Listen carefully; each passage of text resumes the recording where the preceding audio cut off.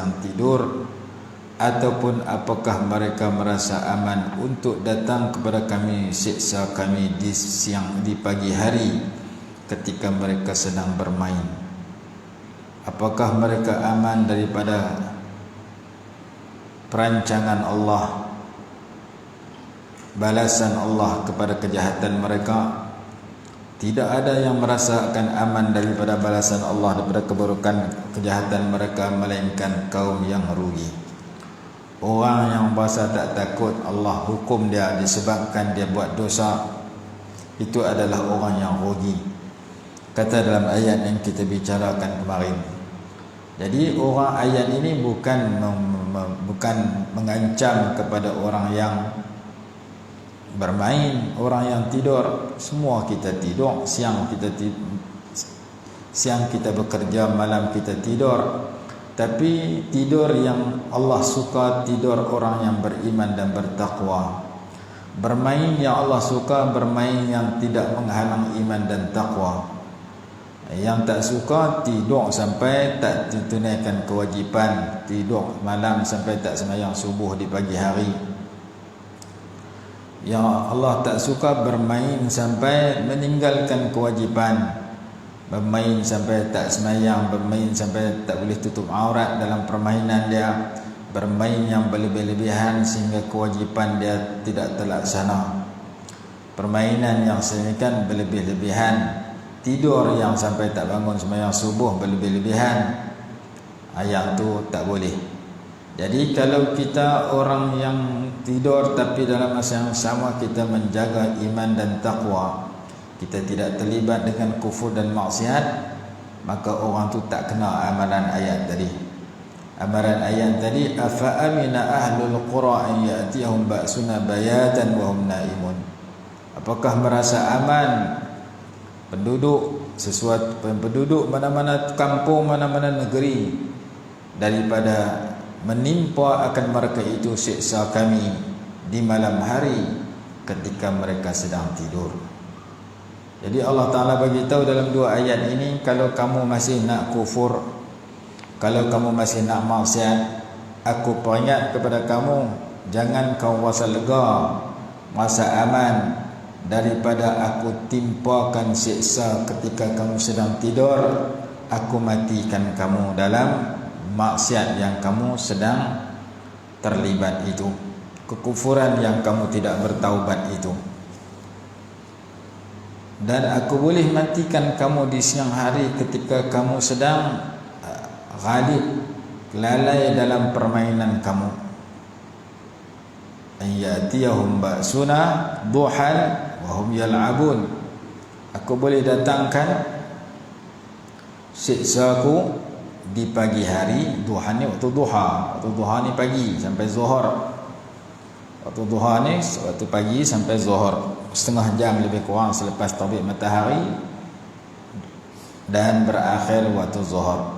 Aku boleh matikan kamu waktu duha, pukul 8 pagi, 9 pagi, 12 tengah hari, ketika kamu sedang bermain-main, ketika kamu sedang lalai bermain-main.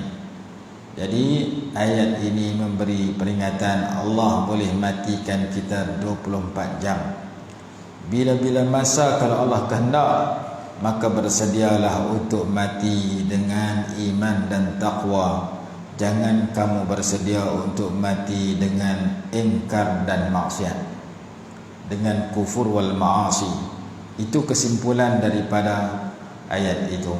Kalau kamu merasa aman, boleh selamat daripada mati bila-bila masa, kamu masih nak duduk dalam kufur dan maksiat, kamu adalah orang yang rugi.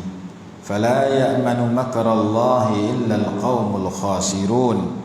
Yang merasa aman daripada pembalasan buruk Allah kepada perancangan jahat yang kamu terlibat, kehidupan jahat dan buruk yang kamu tempuhi, kamu hidup dalam ingkar, kamu hidup dalam dosa, orang itu adalah orang yang amat rugi. Al-qaumul khasirun. Tapi kalau kita rasa takut kepada Allah, takut kepada hukuman Allah Ta'ala, menyebabkan kita menjaga keimanan dan ketakwaan kita, maka kita adalah orang yang beruntung. Ini disebutkan oleh ulama. Baik, itu ayat yang kita baca kemarin. Hari ini kita nak sambung lagi ayat baru.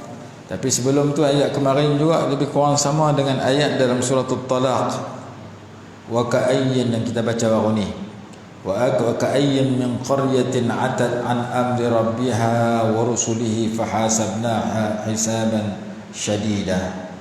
Berapa banyak penduduk kampung yang derhaka kepada perintah Tuhannya dan Rasulnya, lalu kami hitung mereka dengan hitung yang berat. Wa'adzabnaha 'adzaban nukra, lalu dan kami siksa mereka dengan siksa yang amat menyakitkan. Fadzaqat wabala amriha, lalu dia rasa akibat sikap dia. Wa kana aqibatu amriha khusra, akibatnya adalah merugikan. Ni juga cerita rugi. Penduduk mana-mana kampung, kumpulan mana-mana manusia, apabila dia membiarkan dirinya derhaka kepada Allah dan Rasul, ia adalah manusia yang rugi.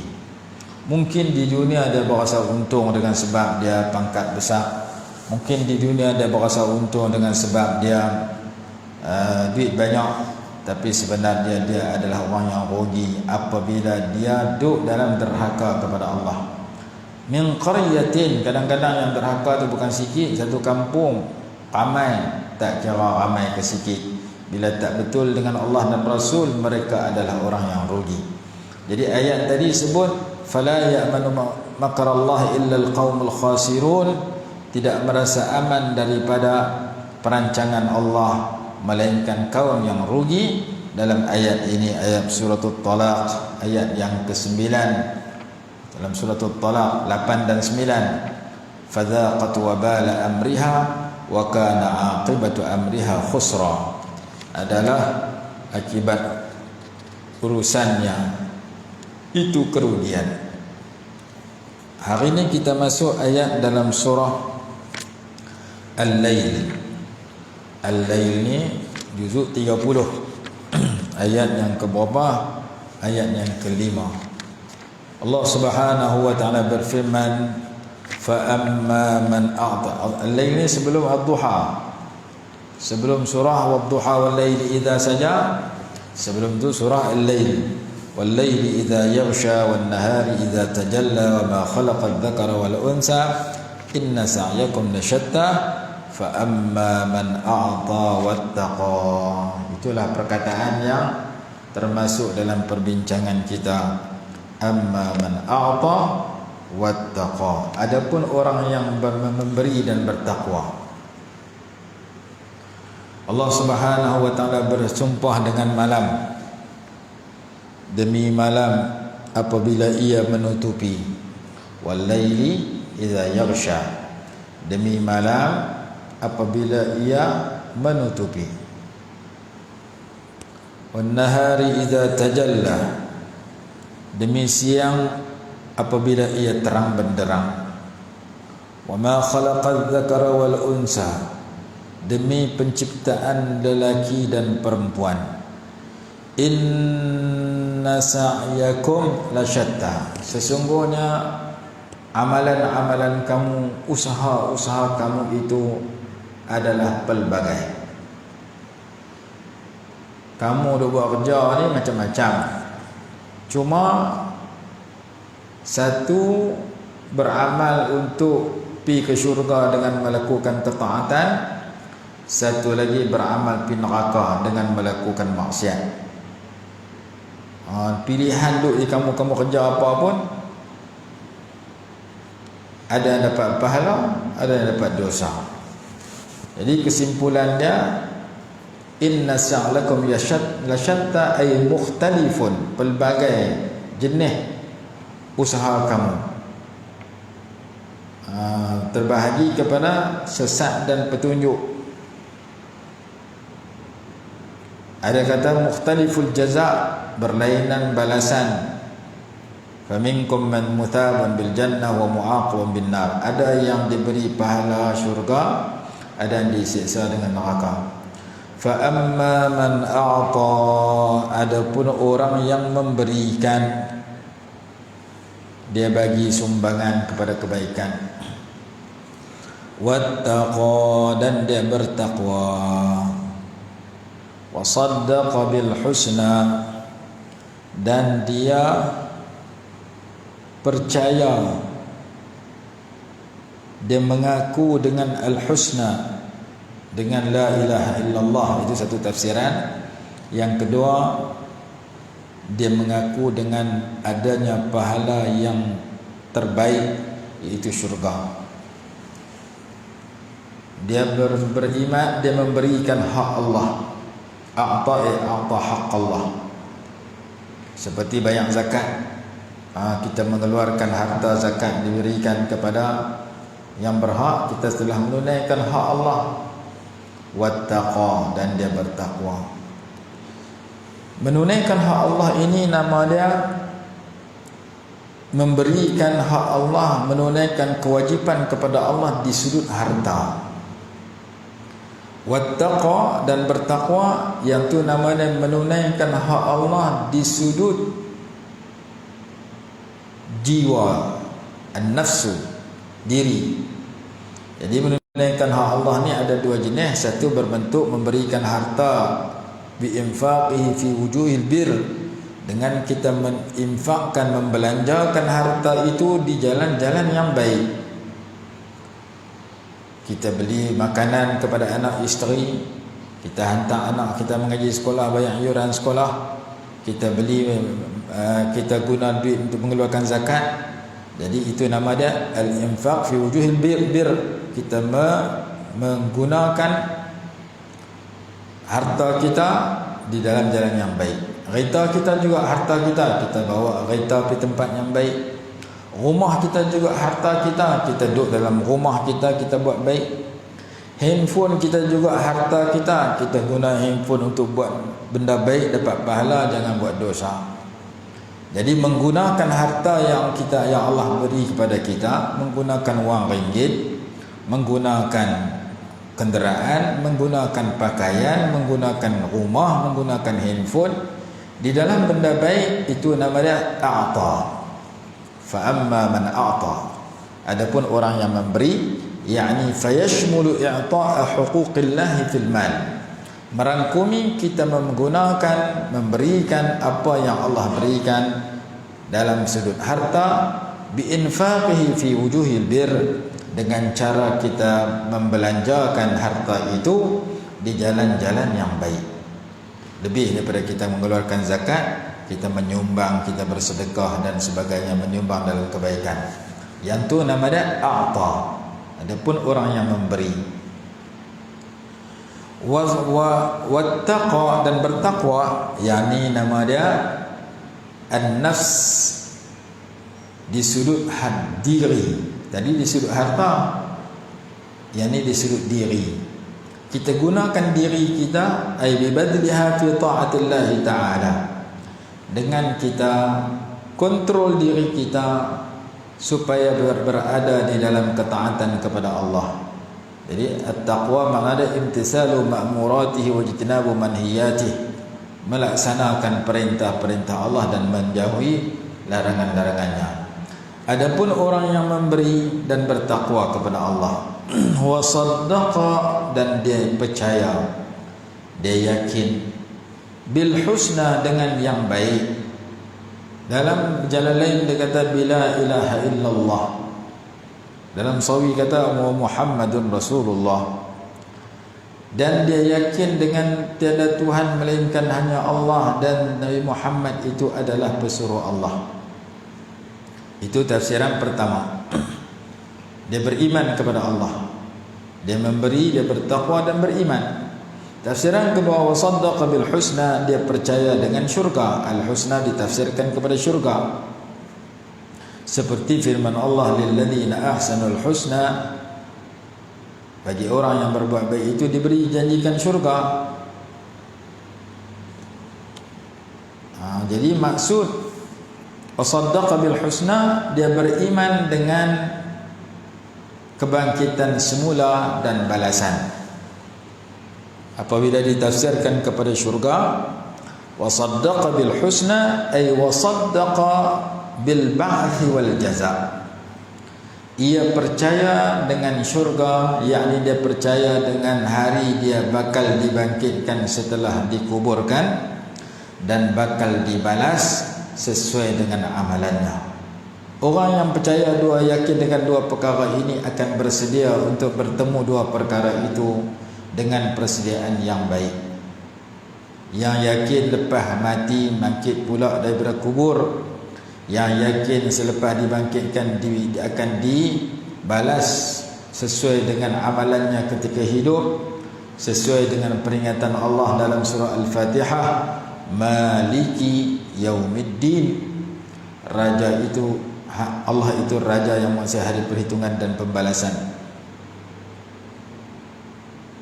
Kiraan kita Maliki panjang, kiraan Warash Maliki Yaumiddin pendek.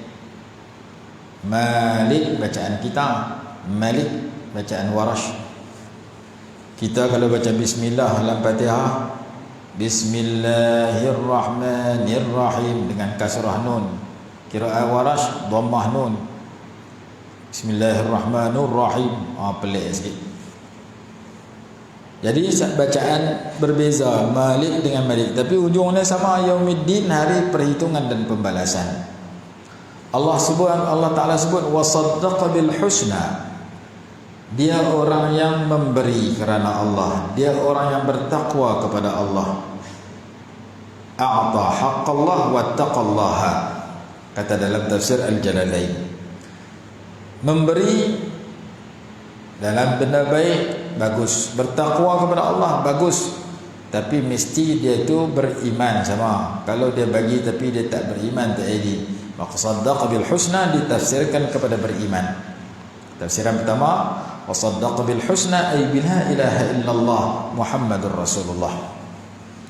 Dia yakin dengan al-husna yang terbaik, iaitu bit tauhid, dengan mentauhidkan Allah dengan mengucap dua kalimah syahadah. Tafsiran pertama. Tafsiran kedua, bil husna ay bil jannah. Dia yakin dengan yang terbaik, ini dengan syurga. Mana tanda seseorang tu yakin ada syurga di akhirat? Apabila dia beriman dengan al-ba'thi wal jaza. Dia beriman dengan hari kebangkitan semula, lepas masuk kubur bangkit balik, kemudian dibalas balik lepas pada tu. Bila orang ada keyakinan ini, keyakinan akan dibangunkan semula, bukan mati habis begitu saja seperti mana ayam itik, seperti mana kerbau lembu, seperti mana pokok mati habis, hayawan binatang-binatang mati habis. Tapi kita manusia mati tak habis. Kita mati, kita bangkit semula. Bolehkah bangkit semula? Tiap-tiap hari kita dah bangkit semula lepas tidur. Jadi setiap hari kita lepas tidur mesti bangun. Kita tak boleh merasa aku nak tidur 3 hari 3 malam tak mau bangun. Kita sudah dipaksa untuk bangun setiap hari, dan kita sudah dipaksa untuk tidur setiap hari. Seperti mana kita katakan hari itu, Imam Sayyiduna Luqmanul Hakim radhiyallahu anhu berkata, sekiranya kamu tak yakin kepada hari kematian, kamu jangan tidur. Sekiranya kamu tak yakin kamu akan dibangunkan daripada kubur setelah dikuburkan, kamu jangan bangun setelah tidur.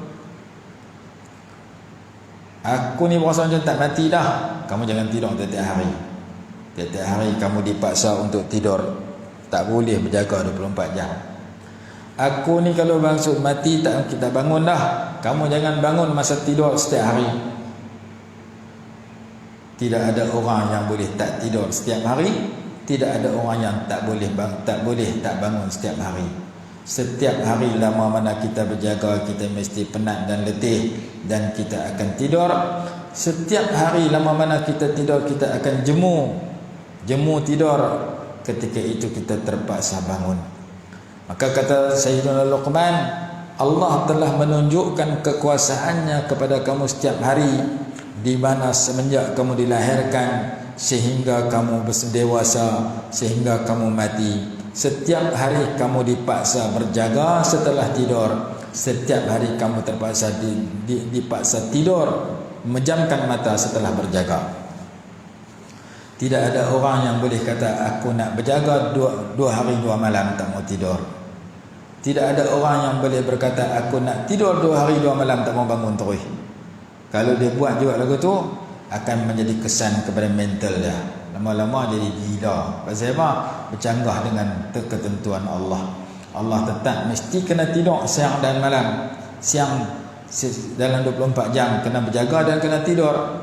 Ada orang 3 bulan tak boleh tidur lah, kali pemikiran dia tak waras, menyebabkan surut berat badan dia dengan sebab tidur tak lena.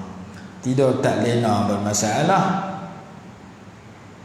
lena tak bangun pun masalah juga. Maka kita setiap hari tidur, setiap hari bangun.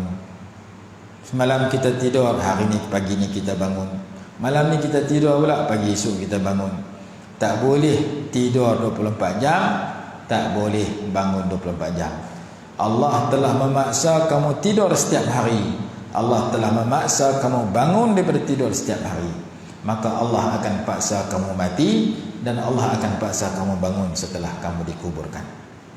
Itu kata Sayyidina Luqman dalam menegaskan bahawasanya setiap yang tidur, yang hidup akan mati, setiap yang mati akan bangun kembali.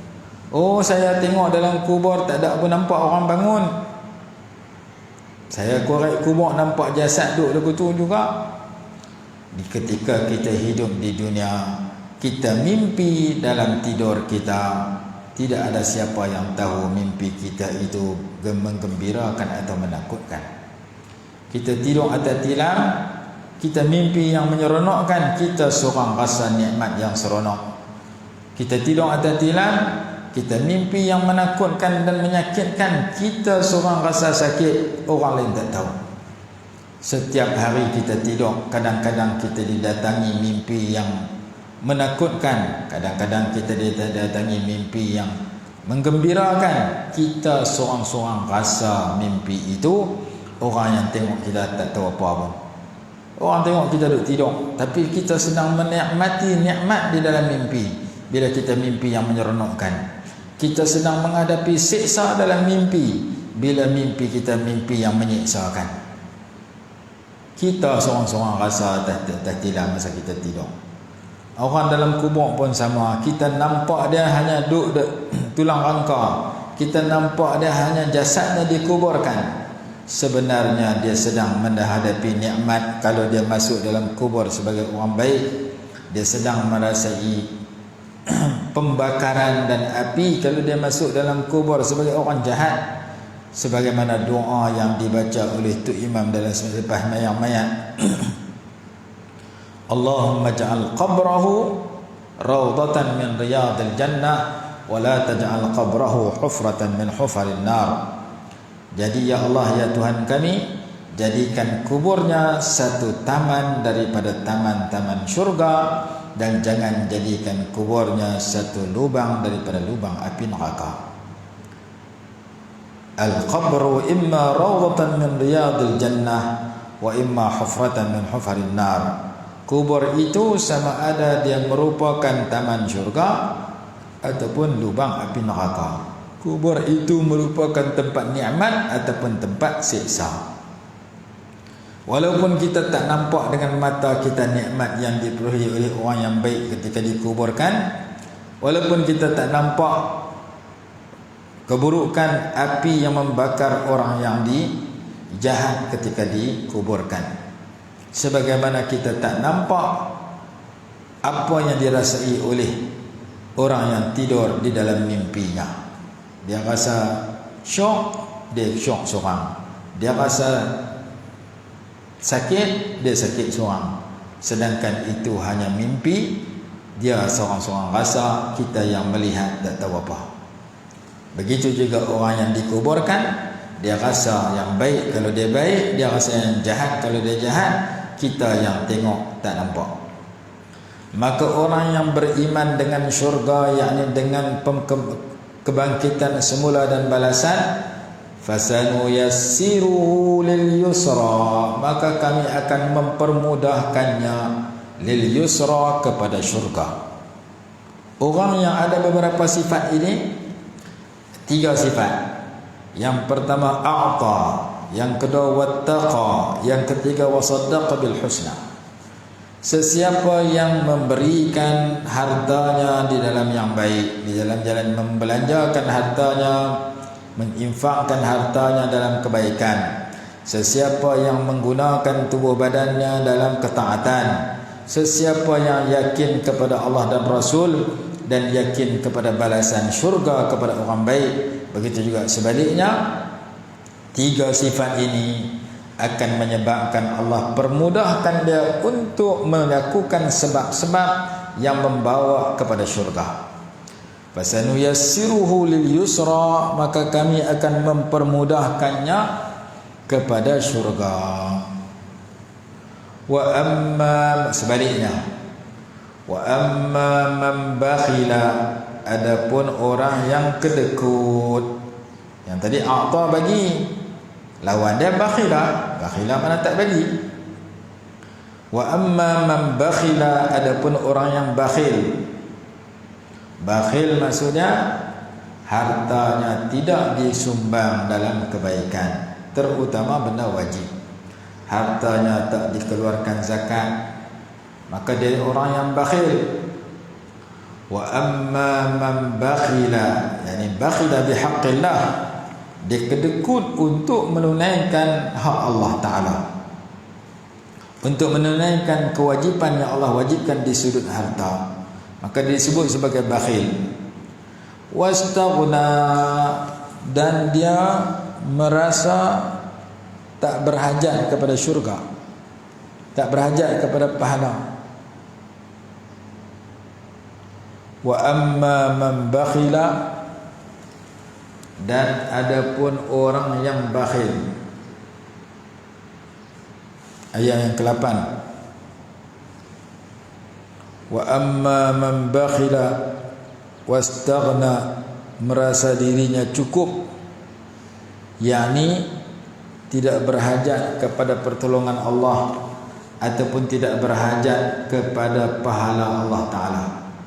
Wastaghna ay wastaghna an thawabih, kata dalam tafsir Al-Jalalain.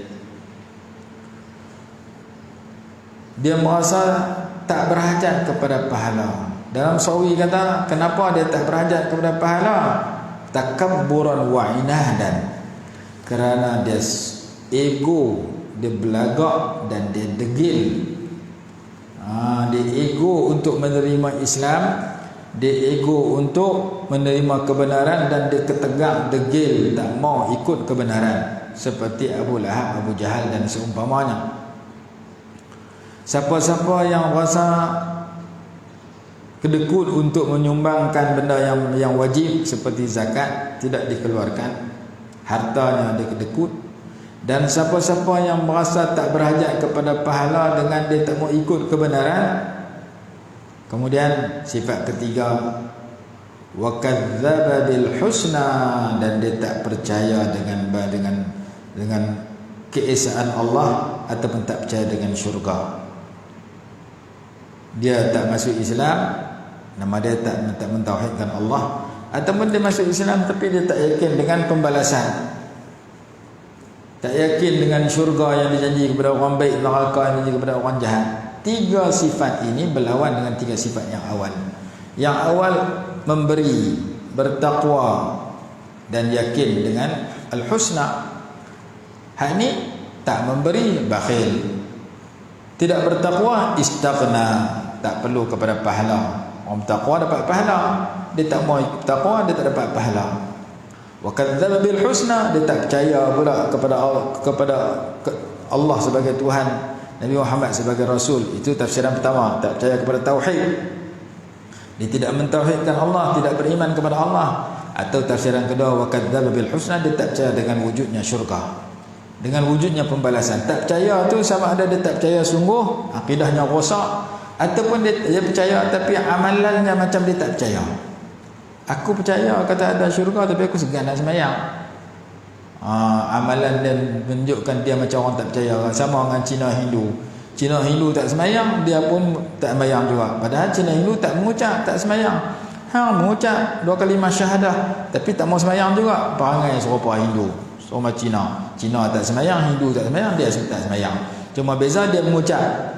Hindu Cina tak mengucap. Maka orang lagu ni perbuatan dia nampak macam dia tak percaya kepada balasan. Sebab benda wajib dia tak buat, benda haram dia tak tinggal. Orang ni juga diberi amaran fasanu yassiruhu lil usra, maka kami akan mempermudahkannya kepada usra, kepada benda susah, iaitu benar kepada neraka. Lil usra lin nar. Apabila dia masuk neraka, walaupun dia ada harta banyak masa hidup di dunia dulu, harta dia tu tak bermanfaat dah. Ketika dia pergi akhirat, dia kena siksa. Wa ma yughni anhu maluhu idza taradda. Allah Ta'ala sebut sedemikian. Wa ma yughni anhu maluhu idza taradda. Dan tidak berguna untuk baginya oleh hartanya apabila dia terjerumus ke dalam siksa Allah. Apabila dia telah menjadi orang yang ditimpa kecelakaan, walaupun dia ada harta sebelumnya, tapi harta dia tak berguna. Seperti mana firman Allah dalam surah Tabbat Yada Abi Lahabin wa Tab, Allah Ta'ala sebut ma aghna anhu maluhu, tidak berguna kepada Abu Lahab itu hartanya, wa ma kasaba, dan apa yang dia usahakan. Orang yang harta banyak mana pun bila masuk neraka tak berguna dah harta tu. Allah Ta'ala peringat sedemikian. Apabila hidup dia diisi dengan bakhila wastaghna wa kadzdzaba bil husna, dia hidup dia diisi dengan kedekut dengan hak Allah, dan dia merasa tak berhajat kepada pahala Allah, lalu dia buat ikut suka dia tak buat ikut ketakwaan. Wa kadzdzaba bil husna, dan dia tak percaya kepada Allah, satu tafsiran. Tak percaya kepada syurga, tafsiran yang kedua. Dia tak percaya kepada balasan lepas mati. Sama ada dia tak percaya sungguh yang merosakkan akidah dia, ataupun dia percaya tapi perbuatan dia, sikap dia, amalannya seolah-olah macam tak percaya. Hang percaya ada syurga neraka, syurga balasan baik kepada orang baik, neraka balasan jahat kepada orang jahat. Percaya, lepas tu awal hang tak buat benda yang Allah suruh, tak tinggal yang Allah larang, dia tak segan, malas. Nampak macam tak percaya juga. Macam perangai orang tak percaya juga. Perangai dia macam tak percaya. Allah Ta'ala kata orang lagu ni aku mempermudahkan dia kepada neraka, kerana dia buat dosa, dia kufur satu golongan, dia buat maksiat golongan yang kedua. Orang buat maksiat ni siapa tak percaya. Fasanu yassiruhu lil usra wa ma yughni anhu maluhu idza tarada. Bila dia terjatuh dalam neraka, hartanya tak berguna lagi. Apabila dia terjatuh dan binasa, tidak berguna harta yang dia kedekut dulu, yang dia tinggalkan kepada ahli warisnya. Idza taradda idza saqata. Inna alaina lal huda, sesungguhnya kamilah yang memberikan petunjuk, yakni litabyini tariqil haq min tariqid dhalal, kami yang menjelaskan jalan petunjuk daripada jalan kesesatan, supaya orang yang mengetahui mengikut yang pertama dan meninggalkan yang kedua. Mengikut yang pertama yakni mengikut jalan petunjuk, meninggalkan yang kedua yakni meninggalkan jalan yang sesat. Wa inna lana lal akhirata wal ula, dan sesungguhnya milik kami yang akhirat dan yang pertama. Pertama ini dunia, dunia akhirat hak kami. Siapa yang mencari keduanya tanpa mengikut kehendak kami, dia tersalah. Nak cari dunia, ikut panduan kami. Nak cari akhirat, ikut panduan kami. Kalau cari dunia dengan akhirat bercanggah dengan panduan yang kami tunjuk, dia tak betul. Faman talabahuma min ghairina faqad akhta'a, kata dalam tafsir Al-Jalalain. Siapa yang mencari dunia dan akhirat tanpa berpandukan kepada yang kami tunjuk tadi, dia telah tersalah. Seperti mana firman Allah Ta'ala, man kana yuridu thawabad dunya fa 'indallahi thawabud dunya wal akhirah. Siapa yang ingin pahala di dunia, maka di sisi Allah lah pahala dunia dan akhirat. Siapa nak keuntungan dunia akhirat, kena pandukan kepada panduan Allah dan Rasul. Fa anzartukum naran talazza, maka kami berikan amaran kepada kamu terhadap api yang menyala-nyala.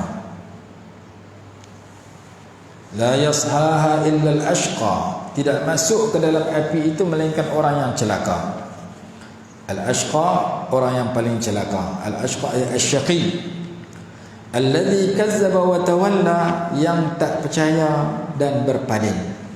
Dia tak percaya kepada janji Allah, dia berpaling daripada beriman kepada Allah. Yang selamat daripada itu wasayujannabuhal atqa, dan akan dijauhi daripada neraka itu al-atqa, orang yang bertakwa. Al-atqa ay at-taqi. Macam mana sifat orang bertakwa? Alladhi yu'ti ma lahu yatazakka, yang memberikan hartanya dalam keadaan ingin menyucikan. Sampai habis ayat itu, wa ma li ahadin 'indahu min ni'matin tujza illa ibtigha'a wajhi rabbihil a'la wa la sawfa yarda. Wa ma li ahadin, sedangkan tidak ada. Jadi ayat ni cerita tentang orang kedekut dengan orang pemurah. Siapakah yang pemurah itu? Sahabat-sahabat yang dibuat contoh dalam Quran, dalam sirah. Kalau kita baca kisah tentang Jaishul Usrah, tentera Al-Usrah, ketika mana Nabi SAW nak keluar pergi perang Tabuk, baginda menawarkan siapa-siapa yang nak bagi sumbangan dalam peperangan yang akan disertai oleh Nabi SAW itu, maka ketika itu ramailah yang memberikan sumbangan. Yang di antara yang paling banyak bagi sumbangan, yang paling banyak sekali, Sayyidina Uthman ibn Affan radhiyallahu anhu, yang memberikan 10.000 dinar. Kalau satu dinar 1.000 ringgit kali dengan 10.000, ada orang 10 juta. 10 juta ringgit. Unta 300 ekor, kuda 50 ekor. Itu Sayyidina Uthman. Sayyidina Abu Bakar radhiyallahu anhu bagi semua hartanya. Jadi Sayyidina Abu Bakar ni masuk dalam ayat ini. Sayyidina Uthman, Sayyidina Umar bagi separuh harta dia. Sayyidina Abdul Rahman ibn Auf bagi 100 uqiyah. Al-Abbas, Talhah memberikan harta yang banyak. Asim ibn Adi memberikan 70 wasqan. Banyak sumbangan-sumbangan yang diberikan kepada Jaishul Usrah, tentera yang nak keluar dalam peperangan Tabuk. Diberikan sumbangan yang banyak. Jadi Sayyidina Abu Bakar ni bagi semua. Dan Sayyidina Abu Bakar ni dia orang berniaga. Hasil perniagaan dia guna untuk sumbang kepada agama Allah. Dia tengok orang-orang susah yang disiksa seperti Sayyidina Bilal, dia pergi beli Sayyidina Bilal, dia merdekakan. Maka dia di antara orang yang dipuji dalam ayat ini. Sebab turun ayat ini antaranya sifat Sayyidina Abu Bakar radhiyallahu anhu yang mengorbankan hartanya dalam kebaikan. Lalu Allah puji, fa amma man a'ta, adapun orang yang memberikan wa saddaqa wattaqa, dan bertakwa, saddaqa bil husna fasanuyassiru lil yusra. Dan hujung surah menyatakan wa sayujannabuhal atqal ladzi yu'ti ma lahu yatazakka. Juga Sayyidina Abu Bakar radhiyallahu anhu, orang yang bertakwa, yang memberikan hartanya untuk menyucikan. Jadi kalau kita baca dalam satu kitab, ada 2 buah kitab tu, nama dia Kaifa tusbihu ghaniyan wa sa'idan fi dhaw'il kitab was sunnah? Bagaimana kamu nak menjadi orang yang bahagia, orang kaya yang bahagia menurut Al-Quran dan Sunnah? Kaifa tusbihu ghaniyan wa sa'idan fi dhaw'il kitab was sunnah? Bagaimana anda nak menjadi orang yang kaya dan bahagia menurut pandangan Al-Quran dan hadis? Dalam kitab itu disenaraikan beberapa orang kaya yang menggunakan harta mereka untuk mendapat kebahagiaan, seperti Sayyidah Khadijah radhiyallahu anha, seperti Sayyidina Abu Bakar As-Siddiq radhiyallahu anhu, seperti Sayyidina Utsman ibn Affan radhiyallahu anhu, seperti Sayyidina Abdurrahman ibn Auf radhiyallahu anhu, seperti Sayyidina Umar ibn Al-Khattab radhiyallahu anhu. Banyak sahabat-sahabat yang Allah berikan harta kepada mereka, mereka menjadi hartawan yang dermawan, orang kaya yang suka memberikan kelebihan harta kekayaan mereka dalam kebaikan. Ini ayat yang puji orang-orang sedemikian. Adapun orang yang memberi dan bertakwa, wasaddaq bil husna fasanuyassiru lil yusra, dan ujung ayat, ujung surah menyatakan alladzi yu'ti wa sayujannabu al-atqa, Allah akan jauhkan daripada neraka itu orang yang bertakwa. Bukan dekat dia bertakwa, alladzi yu'ti ma lahu yatazakka, yang memberikan hartanya kerana menyucikan. Yang tu nanti kita baca bagaimana kisah Sayyidina Abu Bakar yang melihat Sayyidina Bilal diazab dan disiksa, lalu dia pergi beli Sayyidina Bilal. Lepas beli dia merdekakan. Dia bagi harga, dia beli bukan kerana nak ada keuntungan dunia, tapi kerana ada redha Allah, dengan dia mengorbankan sebahagian daripada hartanya untuk kebaikan, untuk menyelamatkan seorang yang beriman kepada Allah Subhanahu wa taala. Kita sambung lepas ni, masa tidak mengizinkan. Wallahu a'lam. Bismillahirrahmanirrahim. Alhamdulillahirabbil alamin. Wassalatu wassalamu ala sayyidina Muhammad wa ala alihi washabbihi wasallam.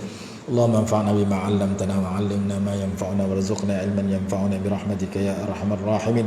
Rabbana atina fid dunya hasanatan wa fil akhirati hasanah wa qina adzabannar. Sallallahu ala sayyidina Muhammad wa ala alihi wasallam. Alhamdulillahirabbil alamin.